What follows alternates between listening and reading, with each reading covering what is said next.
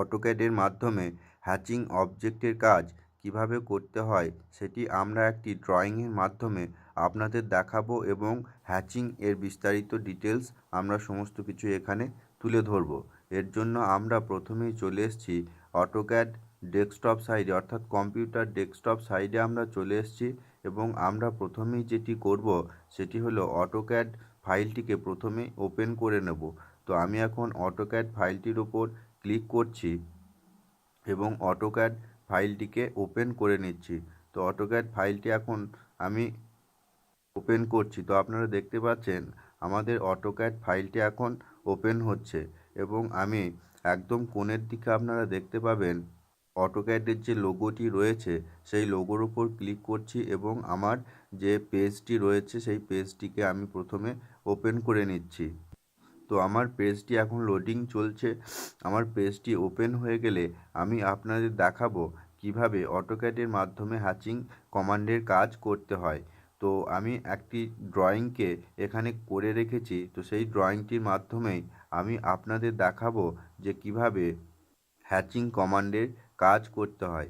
এর জন্য আমরা প্রথমেই যেটি করব, আপনারা একদম কোণার দিকে দেখতে পাবেন একটি টুলবার অপশন রয়েছে।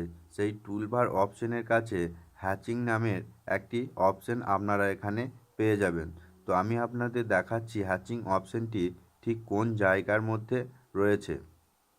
তো আমি এখন চলে যাব হ্যাচিং অপশনের ওপর। তো আমি চলে এসেছি, আপনারা দেখতে পাচ্ছেন এখানে হ্যাচ লেখাটি উঠছে। আমরা এই হ্যাচের ওপর ক্লিক করব। তো আমি এখন এই হ্যাচের ওপর ক্লিক করছি। আপনারা দেখতেই পাচ্ছেন আমি হ্যাচ লেখাটির উপর ক্লিক করেছি এবং এখানে দেখাচ্ছে যে প্যাটার্ন নামের একটি অপশন এখানে আপনারা দেখতে পাবেন এবং তার ঠিক ডান দিকে লেখা রয়েছে অ্যাঞ্জেল এবং তার ঠিক সাইডে একটি 3 ডট অপশন আপনারা পেয়ে যাবেন। এখন আমরা এই 3 ডট অপশনের উপর ক্লিক করব এবং আমরা যে মতো হ্যাচিংয়ের স্টাইল নিতে চাইছি বা আপনারা নিতে চাইছেন ঠিক সেই রকম একটা স্টাইলকে প্রথমে আপনারা এখানে চুজ করে নেবেন। তো আমি এখানে যে কোনো একটি হ্যাচিং স্টাইলকে চুজ করে নিচ্ছি। আপনারাও নিজেদের ইচ্ছামতো যে কোনো একটি হ্যাচিং স্টাইলকে এখানে সিলেক্ট করে নেবেন এবং আপনাদের প্রয়োজন মতো যে কোনো হ্যাচিং স্টাইল আপনারা এখানে সিলেক্ট করতে পারেন। তো আমি এখানে একটি হ্যাচিং স্টাইল সিলেক্ট করে নিয়েছি, আপনারা দেখতে পাচ্ছেন। এরপর আমরা এই ওকে বাটনের ওপর প্রেস করব, অর্থাৎ এখানে আমরা ক্লিক করব। তো আমি এখন এই ওকে ওপর ক্লিক করলাম। এরপর আপনারা একদম ওপরের দিকে দেখতে পাবেন অ্যাড পিক পয়েন্ট এবং তার ঠিক নিচে একটি লেখা রয়েছে যেটি হলো অ্যাড সিলেক্ট অবজেক্ট। এখন আমরা যেটি করব এই অ্যাড সিলেক্ট লেখাটির উপর ক্লিক করব এবং যে প্লাস অপশনের মতো একটি অপশন রয়েছে এই অপশনটির উপর আমরা এখন ক্লিক করব। তো আমি এই প্লাস অপশনটির উপর ক্লিক করছি। এরপর আমাদের যেটি করতে হবে সেটি হলো আমাদের অবজেক্টটিকে সিলেক্ট করে নিতে হবে, অর্থাৎ আমরা যে জায়গাটিকে হ্যাচিং করতে চাইছি বা দেখাতে চাইছি মার্কিং করে সেই জায়গাটিকে প্রথমে সিলেক্ট করতে হবে। তো আমরা সেই জায়গাটিকে প্রথমে সিলেক্ট করে নেব। তো আমি সেই জায়গাটিকে এখন সিলেক্ট করছি। তো আপনারা দেখতে পাচ্ছেন আমি অবজেক্টটিকে এখন সিলেক্ট করছি।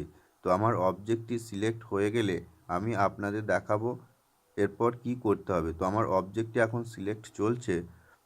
তো আমার অবজেক্টটি সিলেক্ট হয়ে গেলে আমার অবজেক্টটি এখন আপনারা দেখতে পাচ্ছেন এখানে সিলেক্ট হয়ে গেছে।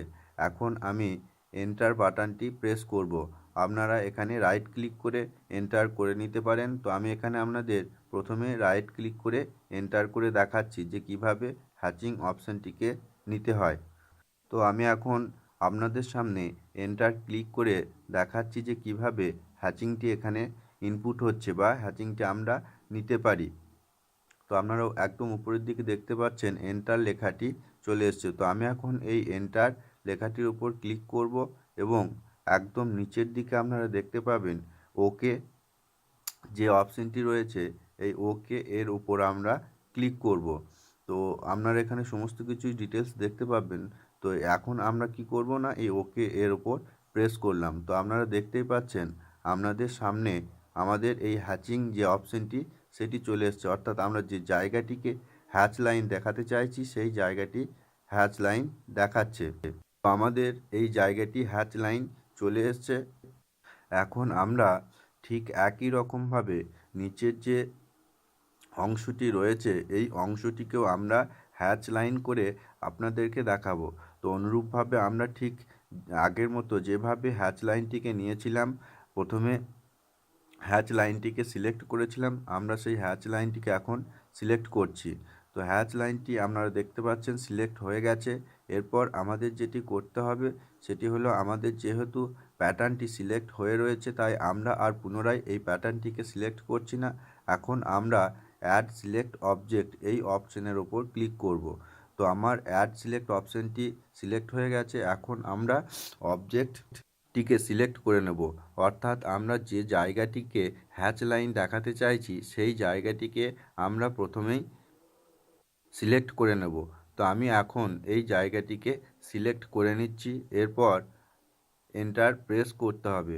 আমি প্রথমে এটিকে সিলেক্ট করে নিই, তারপর আপনাদের দেখাবো এন্টার প্রেস করে কিভাবে এই জায়গাটির ওপর হ্যাচ লাইন আসছে। তো আপনারা দেখতেই পাচ্ছেন এই জায়গাটির উপর আমার হ্যাচ লাইনটি সিলেক্ট করতে হবে এবার, কারণ আমার অবজেক্টটি এখানে আমি সিলেক্ট করে নিয়েছি। আপনারাও ঠিক অনুরূপভাবে অবজেক্টটিকে সিলেক্ট করে নেবেন। তো আমার অবজেক্টটি এখন সিলেক্ট হয়ে গেছে। এরপর আমি এই ওকে এর উপর প্রেস করব। তো আপনারা দেখতেই পাচ্ছেন এখানে আমার হ্যাচ লাইনটি শো করছে এবং আমি যে জায়গাটিকে হ্যাচ লাইন দেখাতে চাইছিলাম সেই জায়গাটির ওপর হ্যাচ লাইনটি দেখাচ্ছে। তো আপনারা বুঝতেই পারলেন হ্যাচ লাইনটি কিভাবে নিতে হয় বা হ্যাচ লাইনের কাজ কিভাবে করতে হয়। এর পরবর্তী যে অংশটি আমরা এখন দেখাবো সেটি হলো কালার কিভাবে চেঞ্জ করতে হয়, অর্থাৎ হ্যাচ লাইনের কালার কিভাবে চেঞ্জ করতে হয়। এর জন্য আপনারা একদম উপরের দিকে টুলবার অপশানে চলে যাবেন এবং ওখানে আপনারা দেখতে পাবেন বাই লেয়ারের একটি অপশান রয়েছে। এরপর আপনারা যে কালারটি এখানে দিতে চান বা হ্যাচের উপর যে কালারটিকে আপনারা দিতে চান সেই কালারটিকে এখানে আপনারা চুজ করবেন। তো আমি একটি কালার এখানে চুজ করছি, সেই কালারটি এখানে আমি শো করাবো। তো এর জন্য আপনারা প্রথমেই হ্যাচ লাইনটিকে সিলেক্ট করে নেবেন এবং সিলেক্ট করার পর আপনি যে অংশটিকে কালার করতে চাইছেন সেই অংশটির উপর কালারটিকে দিয়ে নেবেন বাই লেয়ারে গিয়ে। তো আপনারা দেখতেই পাচ্ছেন আপনাদের সামনে আমি কিভাবে হ্যাচ লাইনটির কালার চেঞ্জ করলাম।